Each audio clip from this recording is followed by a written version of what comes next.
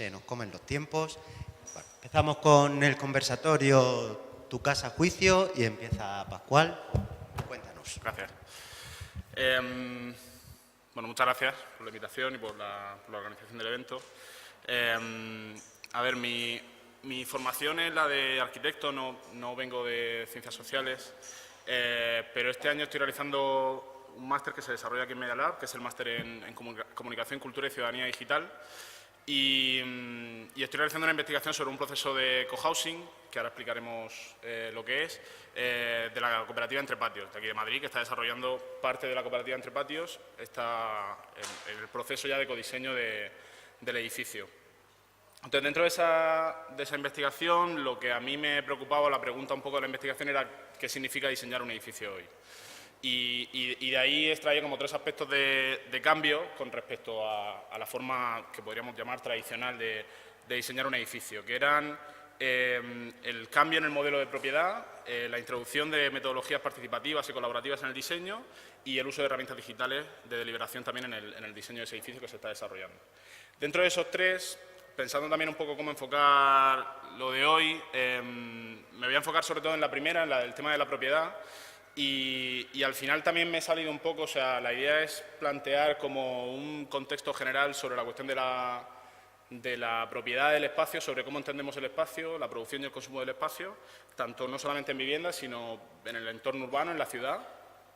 Y bueno, es como un poco escupir una cantidad y sobre todo preguntas que tengo, que no tengo muy claras, la investigación como yo la estoy desarrollando todavía, entonces hay más preguntas abiertas que cuestiones todavía cerradas, pero bueno.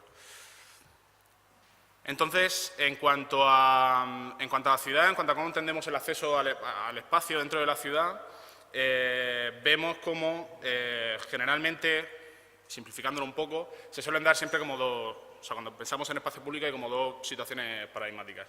Una de dos, o donde tenemos donde sentarnos, no hay nada que merezca la pena ser mirado y no merece la pena que estéis sentados, y donde sí lo hay, lo que hay es un bar, y entonces lo que tengo que hacer es consumir. Entonces, todo viene asociado al final a la cuestión de la propiedad y al final, de la propiedad privada. Y al final, además, lo que ocurre también es una cosa aquí, que es que precisamente como el espacio público al final acaba funcionando así, hay espacios que están mejor pensados para el consumo que el espacio público, que no sé si os ocurre a alguno. Que vamos, la mayoría de gente va los domingos, son los centros comerciales. Entonces, al final todo el mundo acaba yendo al centro comercial. ¿Por qué? Porque el centro comercial funciona mucho mejor que una plaza llena de bares al final, está pensado para eso. Y ocurre eso, que normalmente se ocurre en la periferia, o si nos vamos al centro de una ciudad más grande, como puede ser Madrid, lo que ocurre no es que nos vayamos al centro comercial, sino que el centro de la ciudad se acaba convirtiendo en un centro comercial. Entonces, empezamos en Sol, subimos Preciados, Callao, eso es un centro comercial, no es un espacio público. Es un espacio pensado única y exclusivamente para el consumo. En cuanto a la ciudad, o sea, en cuanto a la vivienda, bueno, lo primero, se podría reflexionar sobre el tema del acceso a la vivienda. Esto, bueno, tampoco creo que haga mucha falta comentarlo. Habla del derecho a una vivienda digna, de que los poderes públicos deberán proveer las condiciones necesarias y el tema de la regulación de la utilización del suelo. En fin, sabemos que no se cumple ni de calle y lo que nos encontramos es que el acceso a la vivienda está totalmente limitado. Entonces, cuando pensamos en cómo entendemos el acceso a la vivienda, las dos posibilidades que nos vienen a la cabeza son dos, o alquiler o compra. No entraré en si ese alquiler o compra es propiedad privada o pública, porque al final, al igual que ocurría en el espacio público, acaban funcionando exactamente igual. Es decir, la forma en la que el espacio público, la vivienda pública funciona es proveer una infraestructura a la propiedad privada para que desarrolle una vivienda. Con unas limitaciones, vale, sí, pero... Y en cualquier caso, sobre todo, no lleva implícito el ofrecer una autonomía y una capacidad de generar un tejido social a la gente que va a convivir esa vivienda. Es decir, las formas en las que la gente accede a la vivienda pública siempre son atribuidas a la renta. O sea, una persona con poca renta, y son como condiciones individuales en lugar de ofrecer condiciones que consigan nivelar o equilibrar o que un colectivo sea capaz de organizarse para nivelar ese tipo de desigualdades, en este caso económicas.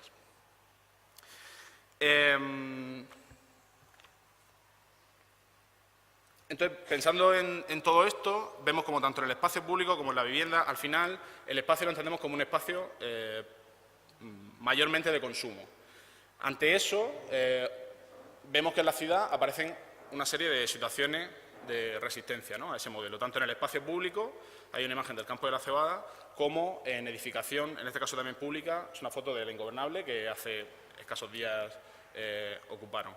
Y lo que me llama la atención de este tipo de situaciones es que llevan asociado precisamente esta cuestión de la propiedad, la necesidad de un nuevo modelo de propiedad, que en este caso es la autogestión. Pero vienen a problematizar una cuestión de que no vale con el ofrecimiento, o sea, con esta connivencia que hay entre lo público y lo privado, y se tiene que ofrecer la infraestructura de la ciudad de otra manera, ¿no?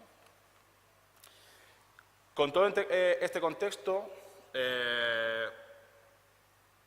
¿cómo planteamos entonces, cómo podrían ser esas vías de resistencia ante el acceso a la vivienda? Aparece un modelo que es el cohousing, que surge en Dinamarca y que después, sobre todo, se populariza a través de un arquitecto americano, estadounidense, para ser más precisos, que en lo que se basa el cohousing es la variación de collaborative housing, de vivienda colaborativa, y tiene como tres principios, o sea, se podría resumir como en tres cuestiones claras. Que uno es la agrupación de una serie de familias que pasan a convertirse, por así decirlo, en promotoras de la edificación. Es decir, en lugar del modelo tradicional de construcción de vivienda en el que una promoción privada desarrolla una vivienda, diseña una serie de viviendas y después la gente compra esas viviendas, son las familias las que se agrupan y están implicadas en el proceso desde el minuto cero. O sea, no hay un promotor privado, sino que son las familias las que son promotoras de la edificación. Eso conlleva que hay una participación total en todo el proceso por parte de las familias y eso también implica que el diseño de la edificación tiene que estar ligada a dar sentido a la comunidad y a asegurar la continuidad de la comunidad. Y aparece ahí una herramienta en cuanto al tema de la gestión de la propiedad, que es el derecho de uso. Y la herramienta en sí, lo que viene a solucionar es básicamente también esto, es asegurar en parte la continuidad de esa comunidad. Porque el derecho de uso es, podríamos decir que está como entre la compra y el alquiler, y en lo que se basa es en que una cooperativa de viviendas, como digo, realiza la promoción de esa edificación y una vez que el edificio está diseñado, construido, no se realiza división horizontal, o sea, no se separa en casitas pequeñas donde cada uno tiene su propiedad, que eso también ocurre muchas veces, hay cooperativas de viviendas que se convierten en promotoras, pero que después hacen división horizontal y cada uno es dueño de su casa. En este caso, lo que se provee es del derecho de uso de esa vivienda. ¿Eso qué quiere decir? Que las familias que han entrado en la cooperativa han pagado una entrada previa, ¿no? Para poder realizar la promoción de esa vivienda. Y una vez que entro a vivir en mi vivienda, pago una renta mensual, como si fuera un alquiler. Si yo decidiera en un momento dado irme de la cooperativa, como ocurre en cualquier otra cooperativa, mi contribución inicial se me devuelve. ¿Qué se asegura con esto? Todo eso, en teoría, la cooperativa es la que debe establecer dónde están los límites, ¿no? Pero la idea es que tú no poseas tu vivienda, sino que, o sea, tú no posees la vivienda en la que vives, tú posees una parte del total de la edificación. Entonces, tú no puedes vender tu vivienda. Se tendría que poner de acuerdo toda la cooperativa para hacer especulación de esa edificación, cosa que no va a ocurrir. Entonces, también con todo este planteamiento, con este tema del consumo del espacio en la ciudad, en concreto en cuanto a la vivienda, con el acceso a la vivienda,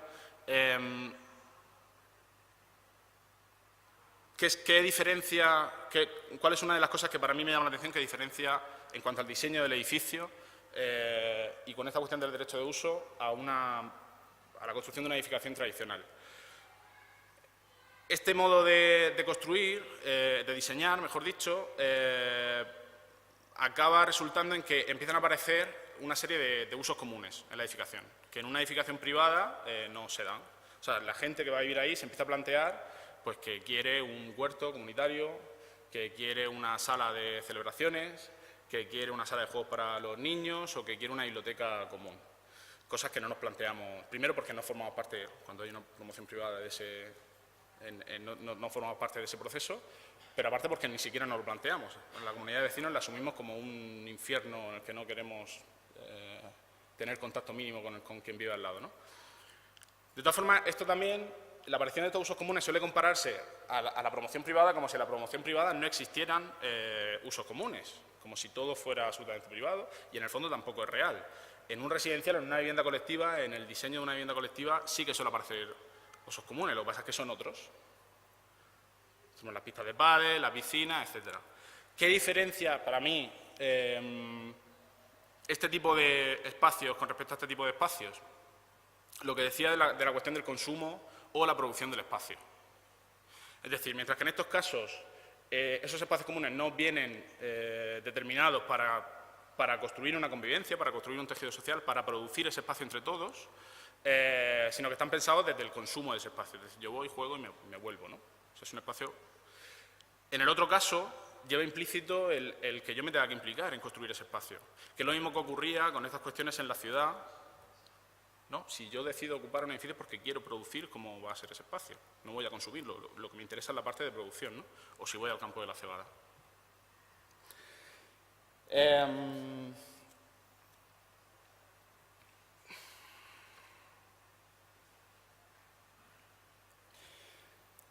Retos, cuestiones abiertas que habría en todo esto. Una de ellas principal es cuál es el papel de la Administración en esto. Este tipo de espacios, como decía, vienen a problematizar una situación como de relación entre la ciudadanía y la Administración pública. Pero en el fondo llega un punto en el que se necesitan. Entonces, ¿cuál es el papel en esa necesidad que se tienen mutuamente?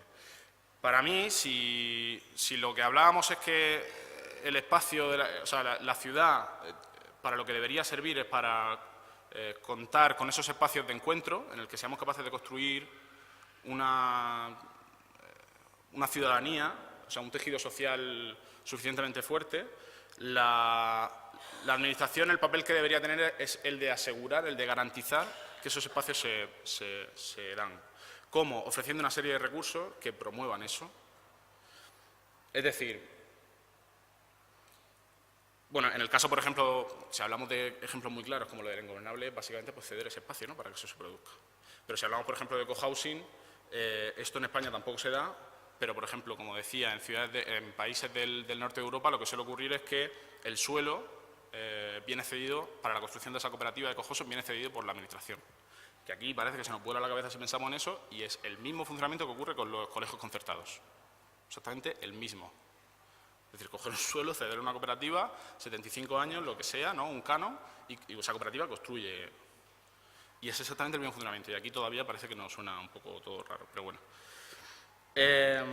Entonces, es ceder recursos para asegurar que se produzcan esos espacios de encuentro. Espacios de encuentro que garanticen la construcción de la ciudadanía,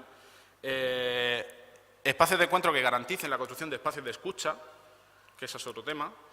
Cómo normalmente la Administración recurre a las cuestiones de participación, involucrar a la ciudadanía a través de la pregunta, ¿no?, del cuestionario, del tal. En lugar de a través de la escucha, es decir, de construir espacios donde la ciudadanía haga lo que tenga que hacer y yo escuchar cuáles son las necesidades para seguir ofreciendo recursos. Claro, esto lo que pasa es que choca mucho con la forma que tiene que funcionar la Administración, que es la de tener algo muy claro, o sea, cuando la Administración invierte en algo porque sabe cómo va a acabar. O sea, yo necesito saber cómo va a acabar para poder justificar un gasto que luego. Pero claro, yo ofrecer recursos a algo que no sé lo que va a pasar, pues también le reventamos la cabeza a la Administración y no le entra. Entonces, y luego construir espacios para la diversidad. Y esto es una cuestión importante porque es la que garantiza la construcción de ese tejido, de esa identidad local y de esa comunidad. Es decir, cuando veíamos que en los otros espacios, cuando vienen enfocados a ser espacios de consumo, lo que ocurre es que se homogeneiza todo el espacio, es decir, la cuestión de los bares, o sea, da igual a la plaza que vaya, que todas funcionan igual, o da igual al residencial que vaya, que todos tienen pista de pádel. ¿Qué vienen a traer esta otra forma de funcionar? El devolver la diversidad al espacio.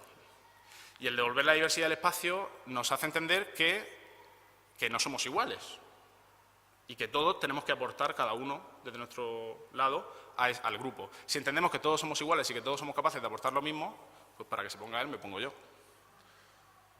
Pero si entendemos que cada uno tiene que aportar desde su punto de vista, entenderemos que nos necesitamos. Y eso es lo que hace que se construya esa comunidad, que se construya esa identidad local. Y la identidad local es la que asegura a la ciudadanía tener un poder frente a otra serie de cosas que puedan ocurrir, ¿no?, conflictos. Y eso se puede ver muy claro pues en ejemplos como lo que está también ahora ocurriendo en Lavapiés, ¿no? No me sé exactamente el proceso, no soy de Madrid, pero entiendo que en Malasaña el proceso de gentrificación fue muchísimo más rápido y ligero de lo que está siendo en Lavapiés. Y eso viene, entiendo, porque en Lavapiés hay un tejido social muchísimo más fuerte, que está siendo capaz de organizarse y de enfrentarse a ello. Otro ejemplo en el que, si tuviéramos un tejido social fuerte, nos podríamos enfrentar a cuestiones tanto privadas como públicas. Comentaba el otro día una persona de uno de los cohousing de jubilares de aquí de Madrid, qué hubiera ocurrido cuando Ana Botella vende todas las viviendas de protección oficial a fondo buitre si esas personas hubieran tenido una comunidad real. Pues a lo mejor se ponen de acuerdo y son ellas las que compran la edificación, no lo sé, ¿no? Pero hubieran tenido con mucha más capacidad de negociación. Cuando cada una de las familias tenía que enfrentarse al bicho enorme, pues evidentemente nos encontramos desarmados, ¿no? Otra pregunta que también tengo como abierta, cuestiones. En el fondo, al final, en este tema de cohousing, hay una cosa que se da mucho, y es cuando te paras a pensar en quién... Bueno, lo primero sería preguntarnos, también en estas cuestiones, tanto en cohousing como en participación en todo el espacio público, si la primera pregunta es si debe participar todo el mundo. O sea, ¿deberíamos participar todos? Y a priori suena que sí, pero a mí me gusta mucho como explica eso Marchionni, que dice que el que todos participemos en todo, además de una utopía, es una estupidez. Entonces dice, si analizamos la situación actual, lo que ocurre actualmente es que somos pocos participando en mucho y muchos participando en poco. Lo que debería ocurrir es que fuéramos muchos participando en poco, no en todo, porque si no la ecuación se nos va a tomar por saco. Entonces no se trata tanto de que participemos todos, o sea, no se trata de que todos nos pongamos a hacer cohousing, porque no se trata de eso. No se trata de que todos participemos en todo, sino de que el sistema no excluya a nadie, que no es lo mismo. Es decir, lo importante no es que todos vayamos a la ingobernable. Lo importante es que la ingobernable no excluya a nadie de ir. Y no es lo mismo. Entonces, esa es la primera pregunta, si debería participar todo el mundo. La segunda es quién acaba participando. Son cosas que se ven también aquí en Media Lab y que se pueden ver en el cohousing. En el trabajo que estoy haciendo dentro de una parte de Entre Patios, prácticamente el 100% tienen estudios universitarios o superiores. El 100% son trabajadores por cuenta ajena. El 100% son pareja joven de 35 o 45 años, es decir, hay como y todos vinculados de alguna forma a un movimiento social o algo así, ¿no? Entonces, hay como un sesgo, y aquí en Media Lab se puede ver quién viene al final, quién venimos aquí, ¿no? Entonces, la pregunta sí, en el fondo también es una especie de elitismo, ¿no? O sea, si el cohousing al final no puede acabar solucionando realmente como problemas de acceso a la vivienda a las clases bajas, o sí, si se repiensa, no lo sé. Ponía estas dos imágenes porque se puede ver como a lo mejor en los años 50 convivir en comunidad no era una cosa de molar, era una cosa de que no había otra. O sea, de que vivíamos con los hijos, con los abuelos y con todo Dios, porque no había otra historia, ¿no?